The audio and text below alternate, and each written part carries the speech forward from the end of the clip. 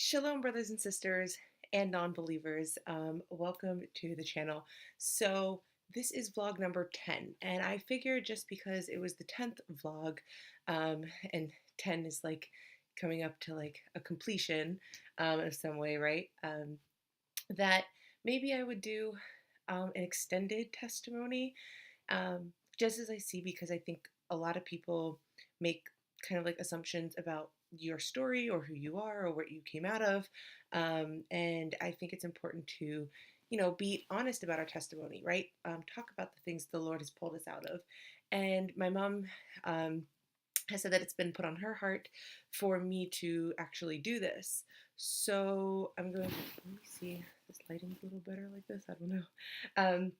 So my first vlog ever on here with this kind of format was my testimony, but I didn't really go into a lot of detail. I didn't really go into, my past. And so I don't know if I'm going to say every little detail of my life, but I'm certainly going to give you quite a bit.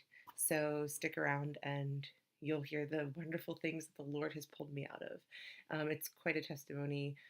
We all have different ones. And I just, think that if you take the time to actually listen to this testimony, um, yeah, you might enjoy it.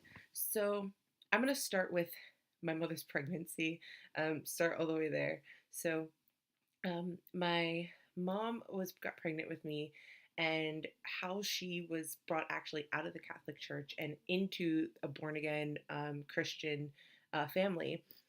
She had found these people, and at first she thought that they were like a cult. She had never heard of it before.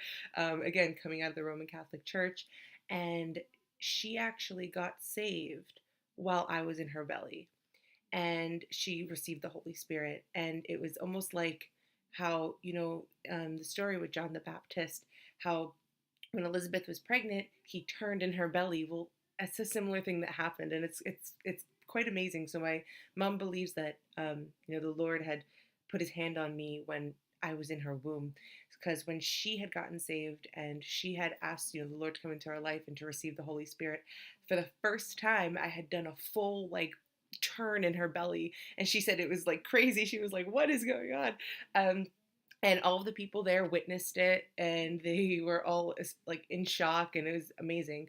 So part of my childhood, I grew up, I didn't have all the fancy things of the world. I grew up in a single family, single parent home, so that causes some stuff. I mean, things fail. Relationships fail, and it's part of our world today. And though it's unfortunate, you do learn a lot as a child, but you also go through a lot. You know, I had to kind of go back and forth, between my mom's and my dad's a lot, and I never really got to have that like two parents in the household, kind of experience. I was always just with one single parent. So I lived with my mom, and I used to go to Bible school every Sunday. We were very active in the church, non denominational, born again Christian churches. So, I grew up with the whole, Father Abraham had many sons, and all these songs, just thinking about like Bible school and Bible songs and stuff. And I grew up with a real love for the Lord. My mom showed us what it was really like to walk on faith and faith alone. We struggled sometimes. We didn't have the most money. I was that kid that did qualify for free lunch, but it didn't. It kept you in a place of being humbled. I never, wanted all of the fancy designer things. I never really cared for them. And I think now, looking back, that was the Lord keeping me from a lot of things, like from materialism and the love of money and things like that. But growing up as a kid, I was super misunderstood. um, you know, I I was quite an interesting child, but I had a good childhood. I can't, for the most part, my mom did everything she could. My dad, wanted to be in my life, so I did have that. And but as I got older, I think I was kind of searching for, I don't know, some kind of form of acceptance. Like when you get a little older, you get into your teenage, like middle schoolish years. And when I was 12 years old, my mom got diagnosed with breast cancer our house burned down. A lot of things were happening, and I was living at that point in New York with my dad. So, you know, a lot of financial situations and things like that. And in my dad's family, there's a lot of things that they had struggled with as well. So, kind of a lot of anger, a lot of aggression, unforgiveness, just things that are very much of the world and can, they're not so much of walking with Jesus. Now, I am fortunate to have both of my parents who have, been led to the Lord and have gotten saved. And so living there in New York, specifically Brooklyn, people are very hard. Like it's a very tough kind of attitude. So I would get bullied a lot in school, and you started going through some. I started going through some mental breakdowns. I started having a lot of issues with self-esteem, with my own how I viewed myself, and even through that, I had struggled with my faith, because it's a melting pot. You have all kinds of different people there, all kinds of people that would make fun of me. Like they would say, "Oh, do you think you're Virgin Mary?" And like just stupid things. But I had always, it was always like a battle. Um, really like to try to keep my faith through a lot of that. And but I did for the most part, because I had two parents that were in the faith. But that there was a lot of tension. There's a lot of um, things that damaged me in terms of like the bullying. It would get really bad. I'd gotten like death threats before, just extreme bullying. And there were times I didn't go to school. Like I would stay home for days on end. I'd fall into a deep depression. I didn't want to go to school. I started getting into self mutilation. There are all kinds of things. And in that, I was really just searching for a friend. I was really just searching for, everybody had that one best friend. I didn't. I felt very alone. And again, looking back now, I see that the Lord was trying to keep me from a lot of things. But when I did start to, make a group of friends, they weren't the best bunch. Um, and they were like, at like 14 they were into like drinking and smoking and all this kind of stuff, and I started smoking cigarettes when I was like 13 years old. That's when I picked up my first cigarette or two, because the only people that befriended me really were the outcasts. Like that's where I fit in. um, and so you know I didn't always approve of a lot of this stuff. Like I would often feel uncomfortable, but it was like they were my friends. Like I didn't have any other friends, and what person that's a teenager doesn't want to like fit in with people. So things just started to get progressively worse. I like started drinking when I was like 15 years old, and it's just not normal. Not normal at all.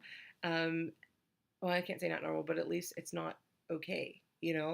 And this is what you would do on the weekends. Like it was the normal thing. And so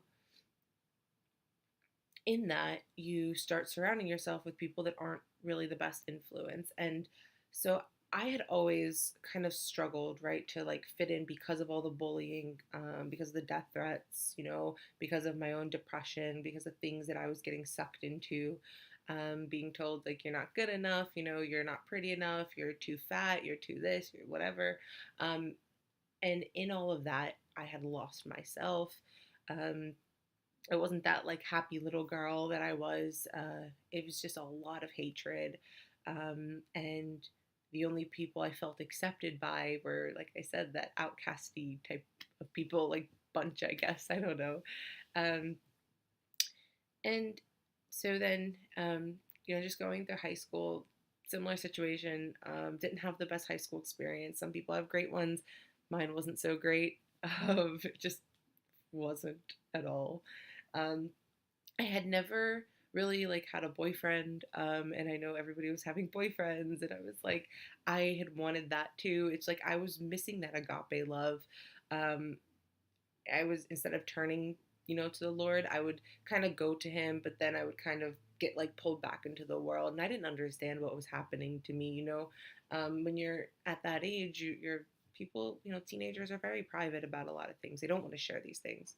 And what ends up happening, I think, through all of that, is instead of just focusing on what I should have been focusing on, which obviously at that time was the Lord, I was focusing on everything else, because there were so many other things that were happening at once.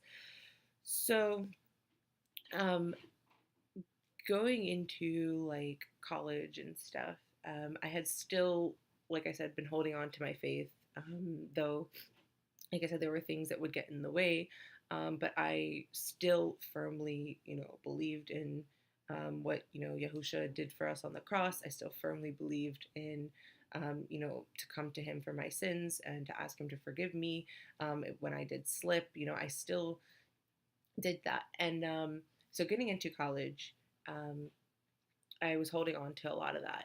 And I'll never forget, I had a professor, and this was, I think, sophomore year of college, and I gave him a book. And in giving him that book, it was supposed to be like how the Bible actually reinforces like some like things that were discovered through science and things. And he basically threw it back at me. He said, "This is garbage, throw it out." Just things that were so detrimental to my faith.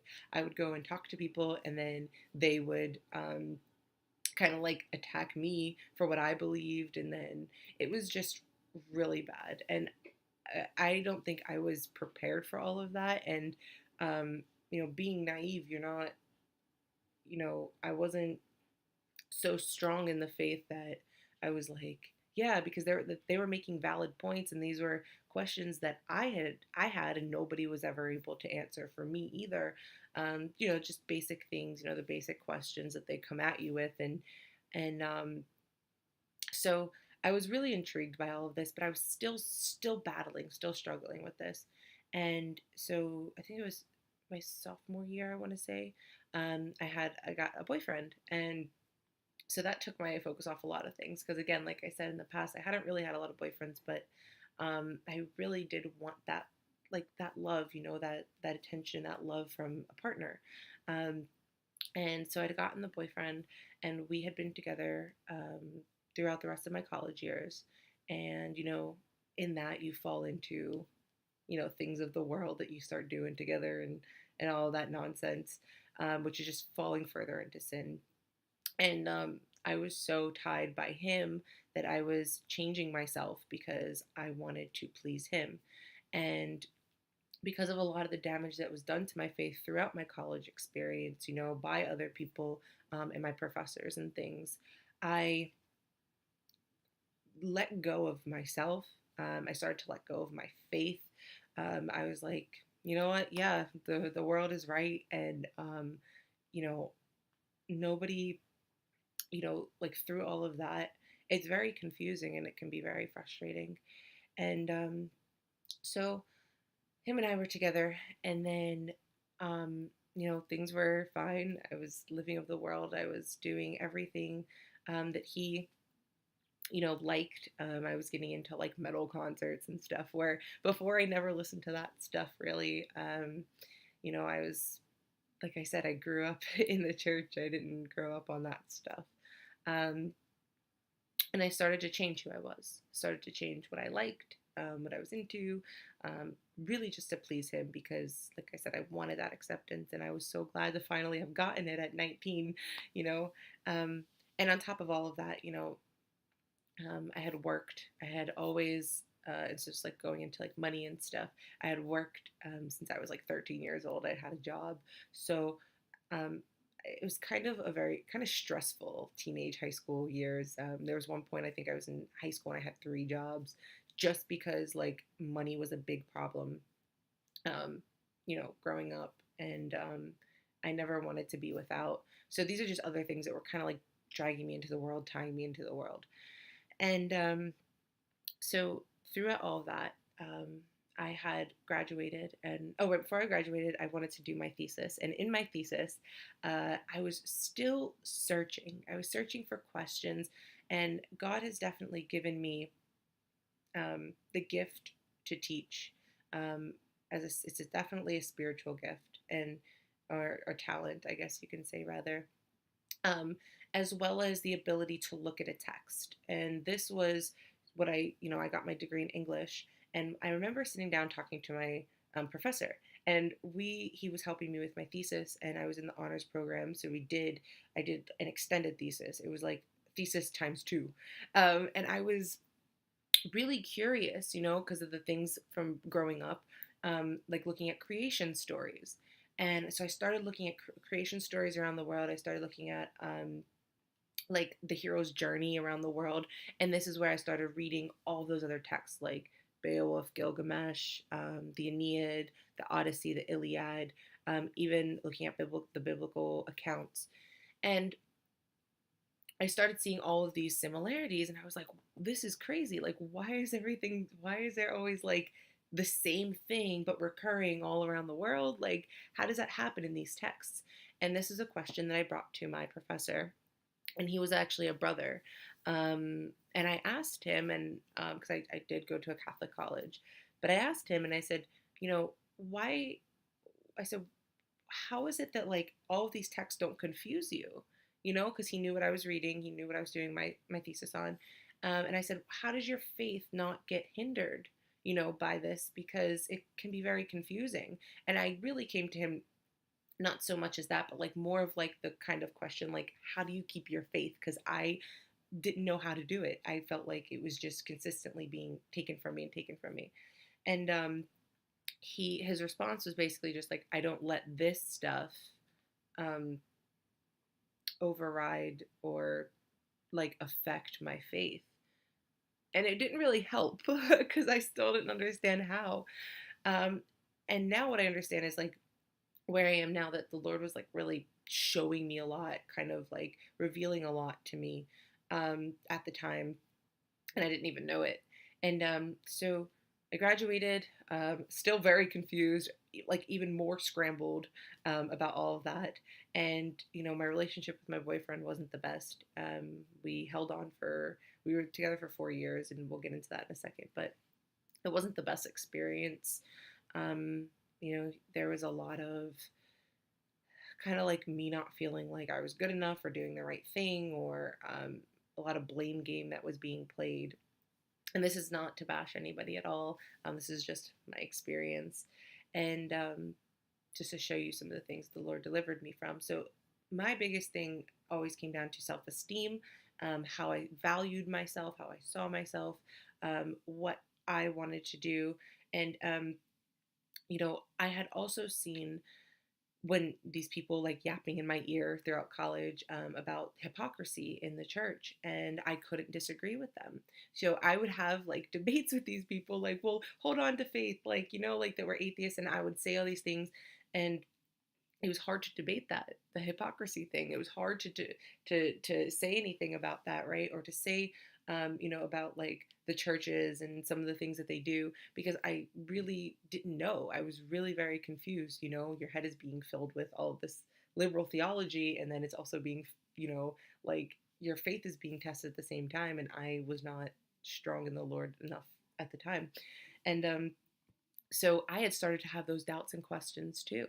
And these aren't things that, see, God didn't make me where I'm going to have that question and walk away from it. I'm going to research it. Like he's given me this. I want the answer. I'm going to not stop until I get that answer, Um, and, my professor at the time even said, like you definitely should get into teaching and things. So I said, okay. And I actually have a little thing when I think I was like maybe 3 or 4 years old. You know how like they say, what do you want to be when you grow up? And I wrote teacher. I'll have to show you guys, just to show proof that it's something that I thought I was going to do pretty much my whole life. And then he kind of confirmed it. So my next step, I went to grad school. And I started to go, and this was starting in 2016 when I graduated from college. I was going into grad school that fall 2016. And this is when things started to get really weird, because I noticed that, like, in the political atmosphere, things were getting crazy, like with the whole Trump and Clinton thing. And I was saying things like, you know, um, really just like caring about like people's lives and things, and like people, it seemed like, were putting their faith and trust into these people, And I didn't know what I was saying at the time. Again, the Lord was showing me things and I didn't even know it. But I was seeing a lot of deception and I was seeing a lot of these things. And um, there'd come a point where I started to, you know, because of the lies told about Christianity, I started to walk away from my faith. But what's amazing is that whole time, the Lord was right there with me and He was showing me truth after truth after truth, and I didn't even know. And I realized the enemy was using my boyfriend to keep me in bondage, to keep me in that sin, and to keep me away from coming to the Lord, even though the Lord was revealing so much truth to me. He started showing me, things just about the governmental systems, and he started showing me just prophetic truths that I honestly didn't even realize it was him showing those things to me. And I will also tell you that was it I think last year? Yeah, last year, coming up on almost a year, he delivered me from cigarettes, so that's amazing too. Um, but so this is getting okay. So when I graduated with a very high GPA. I graduated summa cum laude. I was top of my class. Got no problem into my grad school. So getting into my grad school, um, I went for secondary education. So being in Brooklyn, this is urban education, and they teach, religious tolerance. You have to accept everything the child says. You can't really correct them because they can't be wrong, and all this stuff. And then they started getting into like the gender identity stuff, and I would have to ask a kid like, what's your gender pronoun? And these things just didn't seem right, but they weren't things that you could verbally say, especially in an urban classroom. There was one student I'll never forget, and God bless him if he ever watches this, because he had more strength than I did at the moment because I was very liberally warped. um, he believed that, or he had voted for Trump in the election, and he got attacked because his side wasn't liberal, and he had gotten attacked left and right. And like I said, God bless you if you ever watch this, sir. You know who you are. And it was like vultures. It was like you can't say anything in that classroom. Especially with the professor being the one to lead the charge on all of it and say, oh, it's hate. And anyway, it's a whole other thing. But so being in my grad school, then they started asking me about the gender pronoun. Like you have to ask the kid, do you prefer to be called he, she, or it? And it just, those things were not sitting right with me. And I was like, and I considered myself liberal, but it's not that much, right? And I remember these things happening, like weird things, like Bruce Jenner suddenly was transgender. And then in my college, they're teaching about transgender. I'm like, I never even heard of this. Like, where did this even come from? Not to say anything like, if that's where you're coming out of, that's the Lord delivered you from. To each his own. It didn't seem right to me. And I think a lot of that came from my foundations, came from like the Lord, really tugging on my heart and showing me these things and keeping me from these things. So when I'm in my grad school, I'm going through things. I got this great job, and it was working me to death. And I just noticed that the way the system was set up, it just wasn't good. It wasn't helpful for the kids. It was very hateful, very like attacky towards anything that was maybe Christ-like or Christian-like, and it was, you could be anything else, and it was acceptable and it was okay. Um, Except for that. And there's a lot of gossiping, a lot of just things that I wasn't happy with in the system, and I wasn't happy with how they were pushing debates on these kids and just things like that. Maybe I'll do an extended video about that. But so this is going to get into okay. So it had been I had been, like I said, searching for a faith, because of the lies told about the church and hypocrisy, seeing people claim to be Christians and not acting like it, finger pointing, being very kind of like rude and judgmental, and that had actually turned me off. Um, and again, here, the whole time the Lord had me under his hand. Um, and I didn't even know it. And that's what's amazing about all of this is he was still revealing truth to me, even when I was in rebellion to him. And so there had come a point where I stopped praying, and this was probably for a good year. I just stopped praying. I was living my life, I was good. I was with my boyfriend. We were fine. I was in my grad school. I had nothing to worry about. At least that's what I thought. And I had felt so empty. I had felt so unfulfilled. Like I felt like there was something wrong. And so the Lord was really trying to separate my ex from me. And, he had been motivated by money where I wasn't, because of especially my background and things like that. And knowing what it's like to grow up, with less. And he had both parents. I didn't. So he had a whole different upbringing, and there were things where him and I clashed, but I noticed that there were a lot of things that I was changing, that was being changed about me that hadn't been like that before, and I had lost who I was.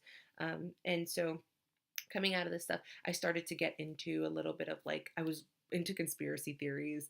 And so I was like all into those. And he was into that alien deception thing. So I started watching some of that, like that whole Pleiadian reptilian thing, which I think is kind of like what's pushing in the new age stuff. And I was kind of like, oh, okay, this makes sense. Maybe we're star seeds or whatever, souls. Because I'd always believed in a soul. I'd always believed in a creator. I'd always believed like these things. I never bought evolution. Just never really made sense to me. A lot of those things, right? Again, being very like English oriented, not so much scientifically brained or whatever. I don't know what they call it. So I had, again, always had that part of me, but I was walking away from the religion of Christianity in a sense. And I was searching, so I came across this Jainism, and then my boyfriend was into all this alien stuff, which is the only reason I know about it and like how it's very deceptive, was because we would watch like hours of it and just like want to know what it was about, ancient aliens and this and that, which I thank the Lord I know what it's about now. But I think this is also part of the Great Delusion. But so that, and then I was into I was like reading about Jainism, and I will never forget. I was listening to his guru, and he said, "What did he say?" He said something like, "You can make angels your slaves," and I was like, that's wrong." And the only reason I knew that was wrong was because of my upbringing, right? Because of my faith, where I had been brought up in this, and then it just turned me off from there. It was almost like you could see the spirit operating behind him, and I was like, whoa, and I just was turned off from it, and I just stopped listening to it. I just like, and again, it was definitely the Lord showing me thing after thing, and I didn't even know. And so, um, this was, I want to say, I think it was February 9th, and or maybe it was the day before. Anyway, it was in the beginning of February, and I was sitting in my car. And again, I told you I was into all these conspiracy things. Actually, I have to go back before I get into that. Okay, 6 months before that, 6 months before that, um, before February, I started to get these dreams, and I had two of them. And one dream, I had saw this like pink and orange light, and it was like, and it was just, and then all of a sudden, like I just felt like I was dropped to my knees, and it felt very heavy, and I was like, what is this? But in my dream, my boyfriend had been gone. He'd been away from me, and I was at my cousin's house, and it was something that I knew, um, wasn't right. Like I'd never had a dream like that before, and I could feel it in my body. And again, having a relationship with the Lord as a child, I had suffered a lot of like sleep paralysis, so I know about demonic oppression. I had that quite often, and I know that I would call in the name of Jesus and it would go away. So I know I like those experiences never left me, But so I had that dream, and I knew it was something important, and I was like, wow, okay. I was like, is this like God? Like, what's going on? And then I had another dream. I had a dream about New York City, being hit by a tsunami. And I was like, what are all these dreams? Like, what is happening? Right at that same time, I started. Now, again, this is my testimony. If you don't want to hear this part, you can click away. That's fine. I started seeing numbers everywhere. And so I would be sleeping, I would wake up, and the clock would be 3:33. And then that was happening consecutively. And then it came to a point where like I was trying to search for that answer, and then I would come across that whole like synchronicity or angel number thing. But I was like, that doesn't make sense, because what they were saying was, oh, you're just fine, and you're coming into a higher level of something, and it just what they were saying didn't make sense because it was not even applicable to my life. So I knew it was, a lie. And so I was still searching, and I started seeing them more frequently. But at that point, it wasn't just 333. It was every number combination possible. Like, it was getting so intense. It was like 1111, a series of twos, threes, fours, fives. And then it was like, I think for a good like 3 or 4 days, it was every single time it would be 1111, 222, 333. And it was like waking up in the middle of the night at 333, and I'd wake up at 444, and I was like, what is going on? Obviously, it got my attention, and it got me searching to want to know what these things were, what was happening in the world. And so I was looking at those answers, and obviously they didn't really sit well with me. And I have another video that I did where I actually exposed some of these new age type people, and just because I know about the deception and how they're lying about what those things actually are. And so it was February, I think 8th or 9th. I'm sitting in my car getting ready to go to work, and I was watching a video about the Gothard Tunnel ceremony, which was it. And this is where, again, I believe he was pulling me out of that deluded state, because I remembered from being a kid about that there were satanic things, that those things existed, and that they did rituals and all of that. And I was watching this ceremony, and I was like, this is so weird. And I had believed in the Illuminati. I believed they existed and all that. So I'm watching this video, and I'm like, what is going on? I'm like, this is not, I'm like, there's like a ram, there's like all this stuff. And I was like, this is all like satanic symbolism. And I knew it because growing up in the church, we know who our enemy is. And when I was like 9 or 10, I used to read Revelation like all the time, like a normal 9 or 10 year old reads Revelation, reads about the apocalypse. Um, you know, so there were things that I was like seeing symbolism, and I was like, oh my goodness. And I was like, and it was like, it felt like a powerful smack, like a force just went, and like suddenly everything that I had been researching, everything I'd been studying, all the questions I had the answers. Like everything just made sense. And then I was like, I started crying, and I was like hysterically crying in my car. And I was like, oh my goodness. And I realized that it was God. And I had the whole time when I was, going to renounce my faith, I was walking away for those few years, like damaging my faith in college and stuff. Um, and he pulled me back. He said, Daniela, and he pulled me right back. Um, and I'm so grateful that he did, because if he didn't, I wouldn't have known these things. But he opened my eyes to so much. It was almost like I was falling into this delusion, and he just. And what's even more amazing is, again, I told you, and the reason why I told you how I graduated, like with high honors and stuff, is because he cleared my mind, and I'm so grateful that he did that. He literally gave me the mind, like a sound mind, the mind of Christ. He had wiped away all of the philosophical, sociological, all of that stuff that had been so confusing to me. Liberal theology, he had wiped my mind clean of. Not that I don't remember, like I do know some stuff, but like I used to be able to. I was tutoring, high honors. I would remember all this stuff. I honestly, you could ask me now, I can't even remember a lot of it.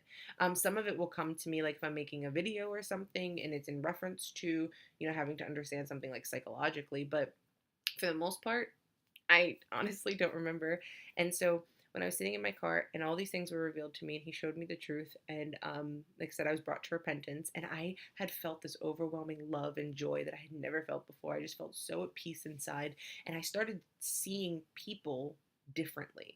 So I was sitting at work, and like the kids that I would see normally like a handful of days before, all of a sudden started to appear very odd to me. Like it was almost like I could see the spirits that were motivating some of these people, and it was like it was very confusing for me at the time. So I'll never forget, my boyfriend, he came over, and I was trying to tell him all these things that were going on because I didn't understand what was happening to me. I had no idea. I just knew that it was God, and I knew it because of my upbringing, where I'd come from, and that he had pulled me out of my backsliding.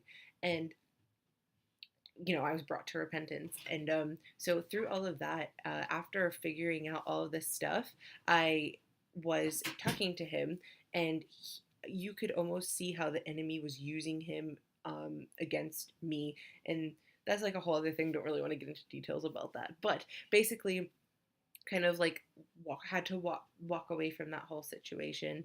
And since then, I had gotten a couple of very interesting prophetic dreams that maybe I'll share, maybe I won't, I don't know. Um, YouTube isn't the most gracious place to share things, but I had been getting all these prophetic dreams, and suddenly I was seeing things about the church that I had never known before. God was answering all my questions, and then I started making these videos. So, you know, my walk with the Lord has not been just a few months. It's been lifelong. But we do get lost along the way, and like the prodigal son, right? Goes out and comes back. Um, so yeah, the Lord definitely will deliver you from all of that. He delivered me from the liberal theology. He delivered me, from just that mindset, geopolitical, like the political mindset, what was happening in the schools. He delivered me from all of that, from smoking, from all kinds of things, and I can say that I'm very grateful for that. He delivered me from the drinking because there had come a point when I was, just getting into my normal, like the normal thing, going out every weekend and drinking a lot and stuff. And I just had no desire to drink anymore. It was literally like just sitting in my car, boom. And it was like, what is going on? I can't even describe it any other way. But suddenly I had this fervor and this passion for the Lord because I had seen what he was bringing me out of, and I was like, oh my goodness. And now I finally understood, but a lot of people don't understand. And so it can be difficult. But I wanted to get on here just to do this little bit of this extended testimony so you can see where I was coming from, to see my life. I have I don't have that low self esteem anymore. The Lord brings you out of all of that. He lets you know what your worth is, what your value is. Um, he does leave the 99 to go after the one. So I do have to say that. And he was relentlessly pursuing me, and I didn't even know it. There had come a point where I wasn't getting convicted of things that I used to. I had stopped praying. But I do know that the Lord is very just, and he sees a lot of the evil that goes on. He does care. He cares for, those who are his. He cares for his children. And so I am so grateful for him, bringing me out of that, thank God that I never was really totally like warped by the new age stuff. Like I was starting to dabble in it, but then he was like, no, and he pulled me right out of it, which I'm so grateful for. But yeah, so it's been since this year, February of 2018, that he's been teaching me things that I've never been taught before. And it's so amazing to have that. So I just wanted to share my extended testimony. If you watch this whole thing, like I said, it's quite amazing. It's nothing short of amazing. And I am so grateful for what he has done. And I just, sincerely pray that, you guys can, you know, if you haven't connected with the Lord, if you've been away from him, that you can be brought back to him and just connect with him, and let him feel that love and that joy and that peace that's inside. It's like walking on a cloud sometimes, like when you just focus on him and let him do it, you're like, it's just it's inner peace, and it's so beautiful. And it's nothing that the world can offer you. It's only things that the Lord can offer you. And yeah, so at 24 years old, I'm 24. Um, my life took a turn at 12, and now I'm 24, and now I'm doing the Lord's work. And I couldn't be more grateful for it. I walked away from my job. Was going to, I was set up in a really good New York City school. I walked away from that. I walked away from my grad school. I walked away from so much. And I have never been more happy for it. I've never been more happy to just get the truth out there. And regardless of any backlash that I've received on YouTube, um, everything I do, it's for the glory of the kingdom, and it's to edify and to um, bring God, bring people to the Lord. to show them what he really is and the power that he has, and to kind of dispel some of these rumors, some of these things told by the apostate church, because it's things that I had believed at one point because of my college experience. And so I try to make videos to dispel a lot of that and to show the things that are truly happening in the world. So I just thank you for watching this and listening to my testimony, my extended testimony, where you see like the whole thing for the most part. Um, and yes, so God bless you all, and thank you for watching. And I pray you go forth, brothers and sisters, with boldness and in love to preach the message of the gospel and to reach the lost and to plant those seeds and to do the work for the kingdom. Don't forget to do the first works. Don't forget to let Him sanctify you, let Him work in your heart, and let Him take over. Let Him be the Lord of your life.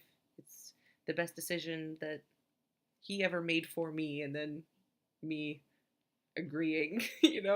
I it's so true. The Lord chooses us. He stands there and He knocks and He's like, "Hello, let me in." Um, Many are called, few are chosen, right? So I'm very grateful for that, and I can't thank Him enough every day for my salvation, for what He pulled me out of, for the deception that I had fallen into. Because I'm going to tell you, if you don't know it, it's very strong. The deception is so strong, um, politically, like mentally, in terms of like academics. It's so bad. Evil is really called good, and good is really called evil. And I'm a testimony, I'm a witness to that. I can go into more detail in another video, maybe, but for now, this is just my extended testimony for vlog number 10. So thank you for watching. God bless you all, and talk to you soon. Shalom.